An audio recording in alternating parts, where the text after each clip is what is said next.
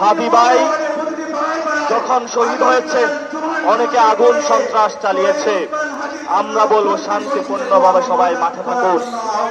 আমরা যখন শান্তিপূর্ণভাবে থাকবো, দলে দলে মানুষ মাঠে নেমে আসবো।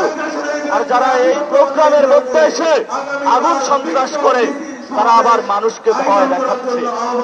আমার বাচ্চা নিয়ে আমার ওয়াইফ আসতে ভয় পাচ্ছে।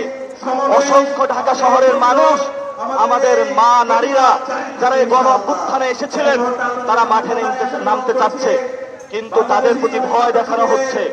আমরা বলবো, আপনারা আসুন, আলেম সমাজ আসুন। আমরা কারো সাথে এবার আপোষ করার দিব না। স্বরাষ্ট্রমন্ত্রীর পিছনে কারা আছে আমরা জানি, আইন মন্ত্রণালয়ের পিছনে কারা আছে জানি। আমরা তাদেরকে ভরসা করে উপদেষ্টা চেয়ারে বসিয়েছিলাম, তারা আমাদেরকে উপহার দিয়েছিলাম।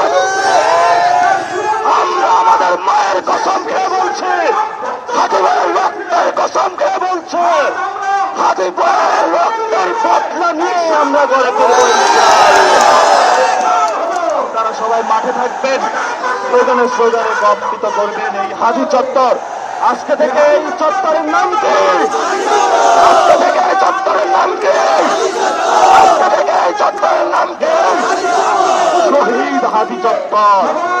শহীদ হাদি চত্বরে এই শহীদ পায়ের আমরা জানাজা করব ইনশাআল্লাহ।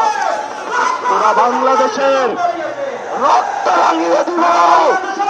তবে আধিপত্যবাদ ইন্ডিয়ার সাথে আমরা আপোষ করব না।